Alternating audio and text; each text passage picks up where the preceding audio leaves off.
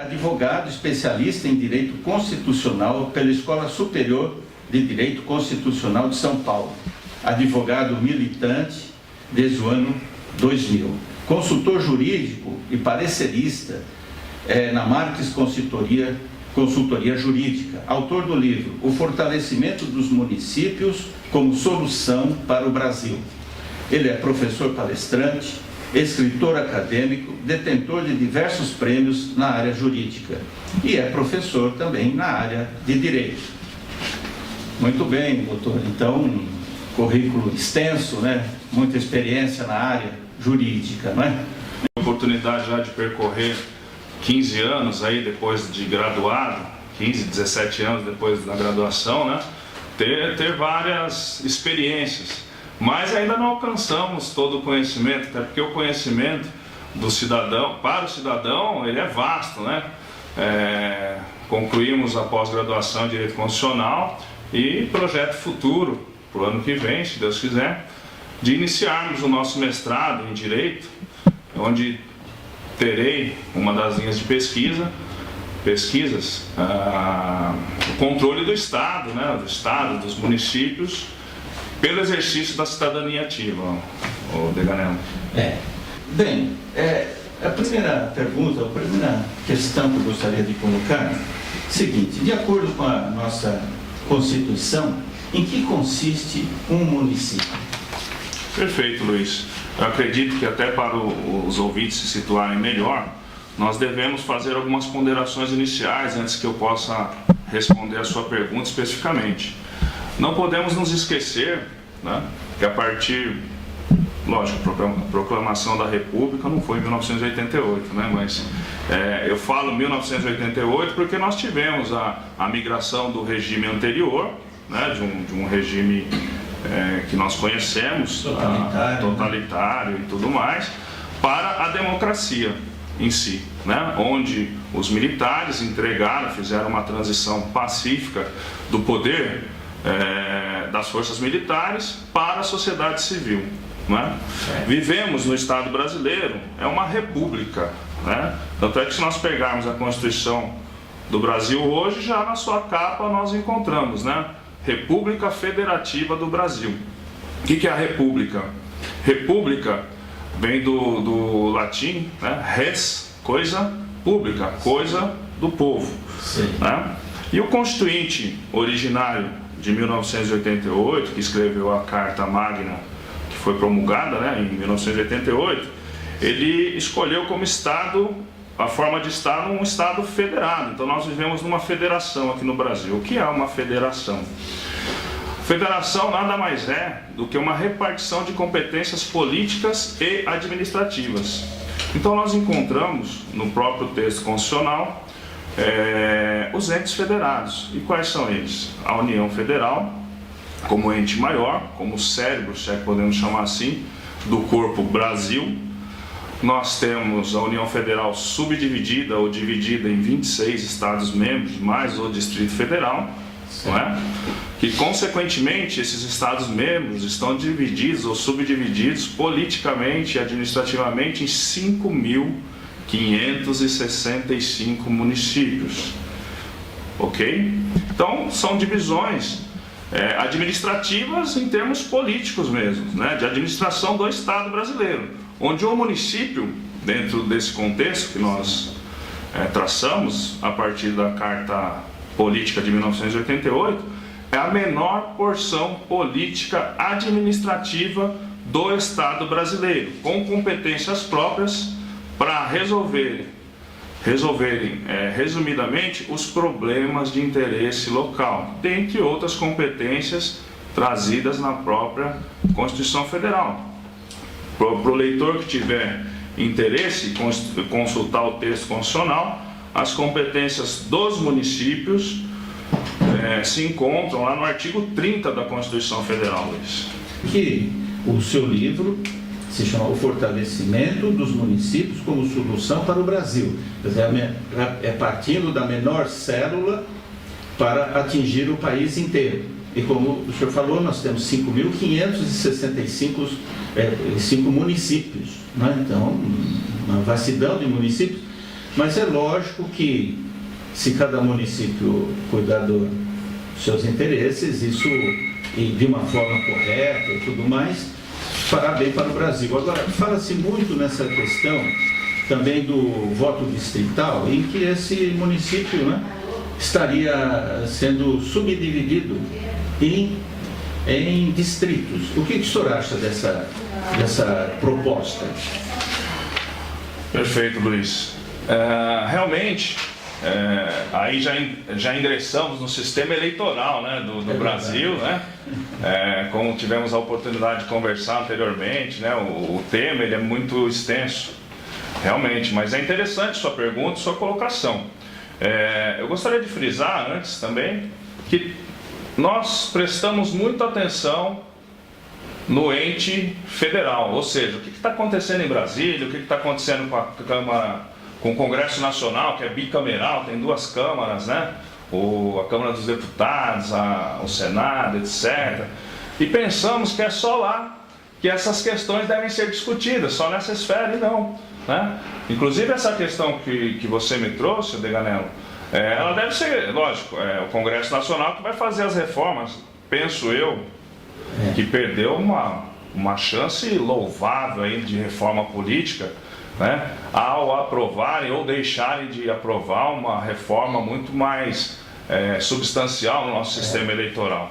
Consistente. Né? Mas enfim, talvez futuramente ainda tenhamos aí a discussão, veio a discussão A cidade de São Paulo, ela é subdividida em subprefeituras, né? Porque é praticamente um país. Porque tem municípios que têm 10 mil habitantes, agora São Paulo tem 10 milhões. Verdade. Ou mais. Então é praticamente um país, né? Quer dizer, é um município muito grande também, e que, naturalmente, para um bom andamento do município, eu acredito que essa divisão também é, digamos, positiva, né? Então, lá existe essa subdivisão, claro, sob o âmbito do município e da prefeitura, do prefeito, né? Não há uma subdivisão administrativa, digamos, onde os subprefeitos seriam eleitos pelo povo. Não, isso é uma designação. Mas, em alguns casos, essa subdivisão parece também interessante, não é? Perfeito. Respondendo à pergunta anterior, com referência ao voto distrital, sim, eu sou defensor do voto distrital. Certo. Por quê? Hoje, por exemplo, nós temos, e falaremos, acredito que no decorrer do programa, o Poder Legislativo Municipal. Né? Vou tomar como exemplo o município de Barueri. Sim. Nós temos 21 vereadores hoje, certo, na Câmara Municipal de Barueri, com todo respeito aos nobres vereadores e à atual gestão. Né? Mas o que nós percebemos? E não é só a questão do município de Barueri, a questão ela se transcende para os 5.565 municípios do Brasil. Né? Hoje, quem é o representante no legislativo do bairro Jardim Belval, do bairro Vila Porto, do bairro Jardim São Pedro, do Jardim Silveira?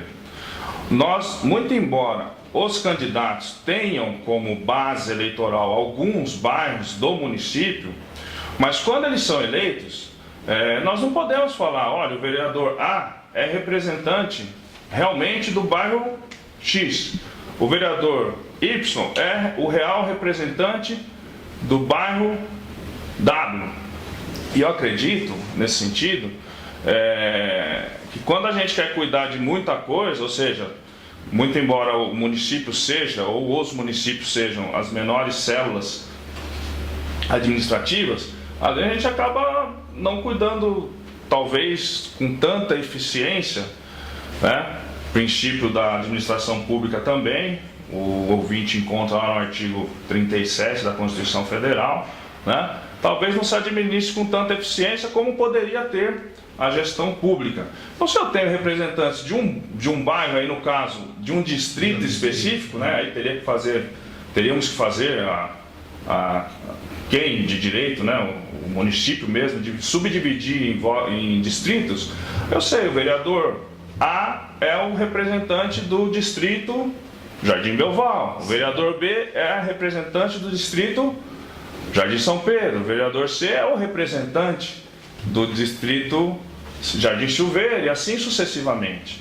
E isso se reflete, logicamente, se nós adotássemos o voto distrital para os estados membros, São Paulo, Minas, Rio de Janeiro e assim sucessivamente.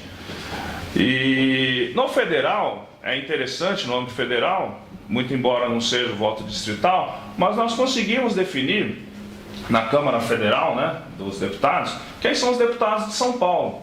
São 70 deputados de São Paulo, né? Então nós teremos lá o número de deputados que representam o estado de Minas.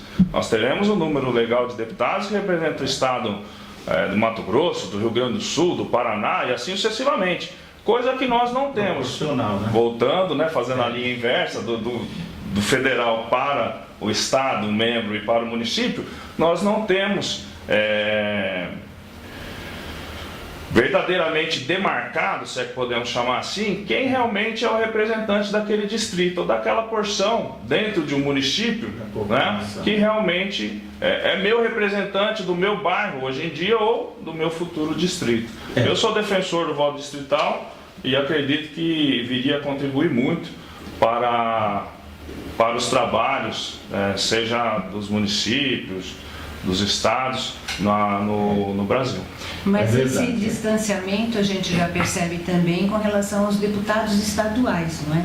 Porque às vezes tem candidatos a deputados estaduais aqui da nossa região, né? Itapevi, Barueri, e vão buscar votos lá em Santos, em Cananéia, lugares distantes. Então isso também tira um pouco o foco, a atenção desse representante desses municípios, né? Daquele que é mais próximo dele. Então, mesmo na Câmara Estadual, a gente já não sente mais essa representação, e o que é muito falho, porque aí o representante do povo, aquele que deveria estar mais próximo, ele acaba se distanciando e não acompanha aqueles problemas que ele poderia estar ali mais presentes para resolver, não é mesmo? Perfeito, Beatriz. Excelente colocação.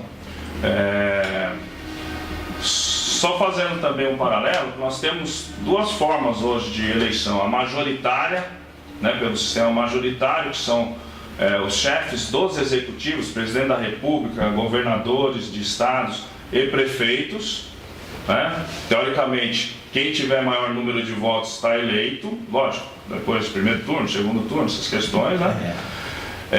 E no legislativo, você contou muito bem, porque eu costumo até fazer um trocadilho, uma comparação, né?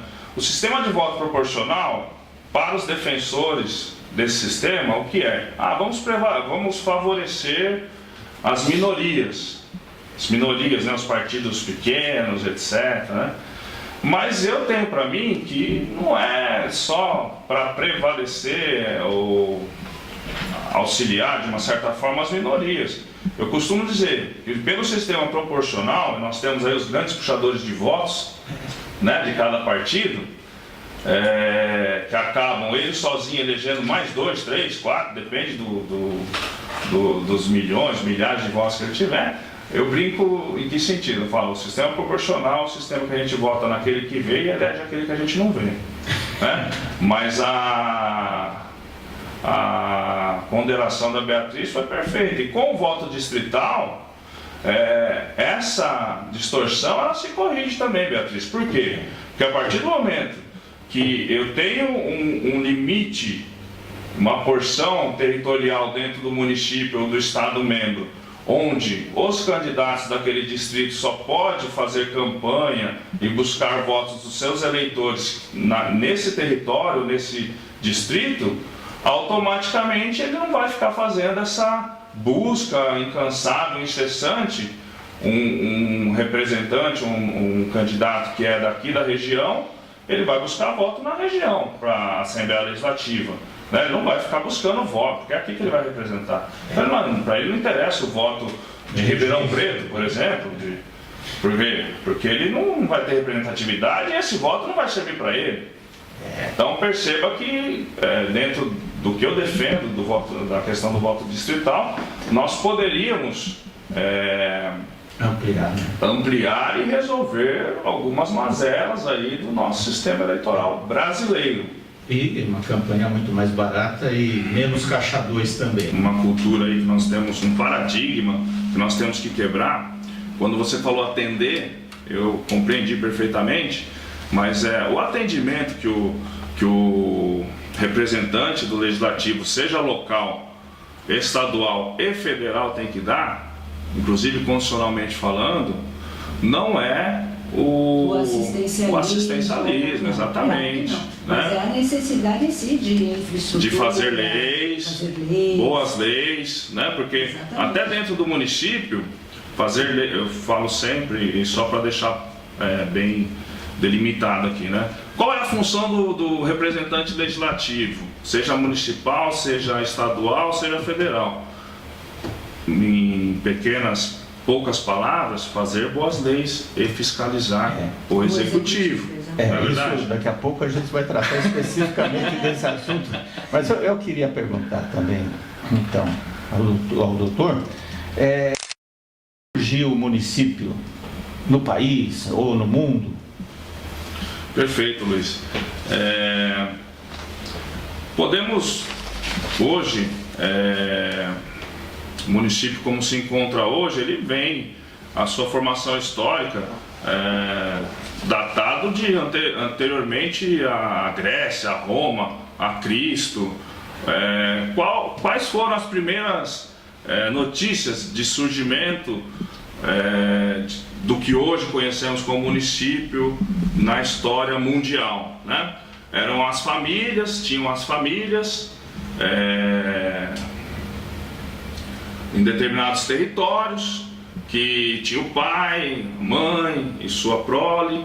Lá eles cultivavam lavoura, criavam seus animais, etc. Chegou um determinado momento da civilização que os filhos de uma família começaram a casar com as outras, e aí foram formando os clãs, né? E eles viram que quando muita gente quer mandar, não tem fica muito chefe para poucos comandados, se é que podemos chamar assim, né? Rapidamente na história mundial tivemos a questão da Grécia antiga, das cidades-estados, né? Onde se desenvolveu realmente a verdadeira democracia, né? O governo do povo, pelo povo e para o povo. As questões do Estado, das cidades-estados, eram postas a serem decididas em plebiscito em praça pública. Né? E aí cada qual ia tentando convencer os seus oponentes a votarem neste ou naquele sentido. Daí a origem da palavra partido, né? E aí a decisão era partido, assim, aquele partido, ou seja, quem votou mais naquele sentido. Aquele que faz parte, né? Exatamente, faz parte, exatamente. E de lá para cá, passamos pelo grande Império Romano, aí rapidamente também caímos no sistema feudal, né, de separação, aí, não é separação dos poderes de hoje, mas dos grandes detentores de terras, né? Eram verdadeiras cidades ou estados com o senhor feudal, que tinha toda a sua logística, toda a sua engenharia para tratar da segurança dos feudos, da alimentação. E aqui é muito interessante, porque no feudalismo, Deganello, nós tínhamos a questão de que os vassalos, né, que são cidadãos, fazendo uma analogia, seriam cidadãos de hoje, eles tinham que pedir autorização para o senhor feudal para ele te dar toda essa proteção, né? Metade do que eles produziam em suas terras, numa porção de terra que o senhor feudal delimitava a eles, tinha que ser revertida para o senhor feudal, né? E ainda assim tinham que trabalhar parte do seu tempo nas terras do senhor feudal. Faço uma comparação com os dias de hoje com relação à carga tributária que nós pagamos hoje. Pagamos muito mais. Eu defendo que a atual carga tributária brasileira é confiscatória. Por quê? Um cidadão que trabalha de janeiro a junho final de maio, final de junho, e isso não são dados meus, são dados de instituições já técnicas, IPEA, Instituto Brasileiro de Planejamento Técnico, somente para pagar tributos. Espera aí, será que nós não temos aí um sistema feudal ainda vigorando? Não estou falando que mas é a reflexão que nós temos que fazer. São 4 meses, mais ou menos. 5 a 6 meses no ano, então, exatamente. E vai aumentando aos poucos. E querem aumentar, né? Mas enfim, e aí nós chegamos, sem querer também nos perder nas colônias americanas, enfim, né, já vindo aqui para o Brasil, nós tivemos a nossa colonização. Em que sentido? Portugal descobriu o Brasil, né?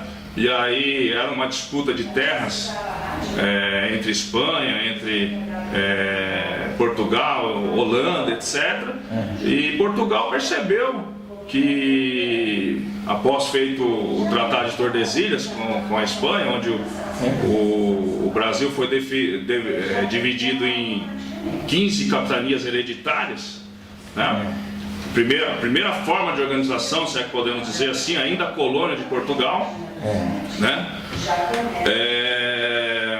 A coroa portuguesa manda então para cá os donatários. E quem eram os donatários? Eram senhores feudais da época. Por quê?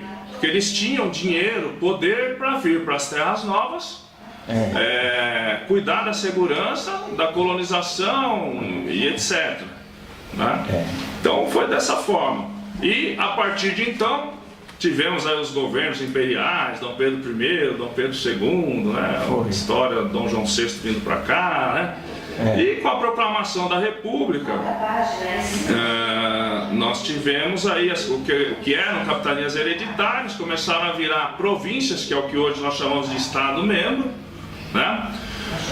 Com as capitanias e com as províncias já tinha a formação de vilarejos, de aldeias, aldeamentos, inclusive Barueri foi uma aldeia, Santana de Parnaíba foi uma aldeia, Pirapora do Bom Jesus, formadas inclusive com apoio da Igreja Católica, né? Isso é a história que nos traz notícias. E no contexto Brasil-Estado propriamente dito, depois da emancipação, né, de Portugal, se é que podemos dizer assim, depois da independência ou morte, né, do famoso grito do Ipiranga, tivemos várias constituições, né, e muitas tentaram dar autonomia aos municípios. Da autonomia, falavam dos municípios, talvez não com esse nome, né, chegaram a falar que os municípios eram competentes para legislar sobre seus peculiares interesses. E daí veio de novo 64, o governo opressor, e aí se apaga aí a questão dos municípios, que já, assim, só tinha na teoria, só tinha na Constituição, mas na prática ele não tinha essa autonomia. E em 88, né, com a promulgação da Constituição de 88, realmente o Constituinte originário, a Assembleia Constituinte, né, deu aos municípios a verdadeira autonomia política, administrativa e financeira, Deganello. Por quê?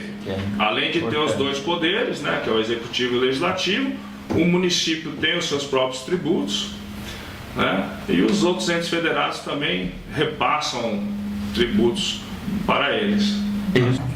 É o Dr. Carlos Eduardo, né, que está explicando muito bem a questão do município. Já entendemos essa questão histórica de como surgiu o município e também dos poderes do município. Mas gostaria de perguntar, então, quais são esses poderes que fazem parte do município? Perfeito, Luiz. Dentro de todo esse contexto histórico, e nós tivemos no mundo as monarquias, né, feitas pelos reis, que pelo próprio regime da época não tinham responsabilidade nenhuma com relação às suas administrações ou ordens emanadas, né? Depois de 1789, com a Revolução Francesa, com a queda da Bastilha e tudo mais, Também já é conhecido que todo aquele que possui o poder tende a abusar do poder. Montesquieu, o filósofo Montesquieu, já defendia e defende isso, é a doutrina dele, né? Então criou-se o quê? A tripartição do poder. Né? Então o poder é único e indivisível do Estado. Sim. Só que ele é subdividido em três, né? Que é o sistema de freios e contrapesos que nós chamamos também, onde eles devem viver, são harmônicos e independentes entre si. Nós encontramos isso inclusive no início da nossa Constituição Federal, artigo 2º, e um fiscaliza o outro. Fiscaliza em que sentido? É o que está acontecendo, por exemplo, deveria acontecer também nos estados membros e nos municípios. Sim. Congresso Nacional fiscalizando o Executivo, com relação a eventuais pedaladas fiscais, etc, etc. Então, nós temos no Brasil 3 poderes. Quais são esses 3 poderes? Né? O Legislativo, o Executivo e o Judiciário. Legislativo, né? Ele é incumbido de fazer as leis, onde o Estado tem que cumprir as leis, seja a nível federal, nível estadual, nível municipal. Temos o Executivo, que administra com base nas leis, administra inclusive o orçamento federal, estadual e municipal. O município também tem orçamento, viu, Deganello? Tem orçamento aos mesmos moldes do Estado. Sim. E da União Federal. Certo. E temos o Judiciário, que aplica as leis com o poder do Estado também, né? Então, olha, você não cumpriu a lei. Você quem? Cidadão? O cidadão e os detentores do poder, os representantes do poder, né? Não cumpriu a lei, então a pena é essa, ou perda de bens, confisco de bens, indenizações, né? Eles julgam o caso concreto, ou os casos concretos, e aplicando as leis. No município, nós temos 2 desses poderes, que é o Executivo Municipal, que é exercido na pessoa dos prefeitos. Aliás, ontem, Luiz, foi dia dos prefeitos, né? Exatamente. Então, meus parabéns a todos os 5.565 prefeitos do Brasil. Principalmente aqueles que fazem uma boa administração, né? Praticam. Perfeito, uma administração. Nossas felicitações, né? Uma administração pujante, moderna, né? Isso. Então, o Poder Executivo Municipal e o Poder Legislativo Municipal, que é exercido pela Câmara de Vereadores ou Câmara Municipal, por meio dos vereadores, que tem a sua função de fazer boas leis. Sim. Para o município. E o Poder Judiciário? Porém, o Poder Judiciário está lá com as suas portas abertas. Qualquer administrador municipal, prefeito, ou vereadores, ou funcionários, assim como os cidadãos, né, que tiverem um caso concreto e levarem esse caso para ser decidido pelo Judiciário, assim será. Inclusive, né? Mas fala muito em impeachment do chefe do Executivo. É verdade. Né? Nós já tivemos na história recente do Brasil o impedimento de um dos presidentes do Brasil. Foi. O famoso movimento dos caras pintados, etc. E agora se fala muito nas pautas jornalísticas, a política, enfim. Eu gostaria de deixar para os seus ouvintes a informação de que impeachment não se faz ou não se pode fazer somente para chefe do Executivo Federal. O processo de impeachment, se e quando necessário, também é cabível para os governadores de estado e para os prefeitos. Para vereadores e deputados é outra situação. Vereadores e deputados que são representantes do Poder Legislativo, aí nós vamos para a questão do decoro parlamentar, certo. Se tem improbidade também deve ser averiguada, julgada pelo Judiciário, pelo próprio Legislativo. Então, isso também se reflete e pode acontecer quando necessário nos Estados membros e nos municípios. Muito bem. Ok? A presença do Dr. Carlos Eduardo Marques, muito obrigado por ter vindo. Eu é que agradeço mais uma vez o convite. Permaneço à disposição de vocês, sim, ou de grupos que eventualmente, escolas, universidades, que eventualmente queiram falar um pouco mais sobre municípios, sobre Estado, sobre cidadania ativa e controle do Estado por meio da cidadania ativa. Eu me encontro totalmente aberto para poder auxiliar a sociedade brasileira nesse processo que nós estamos vivendo.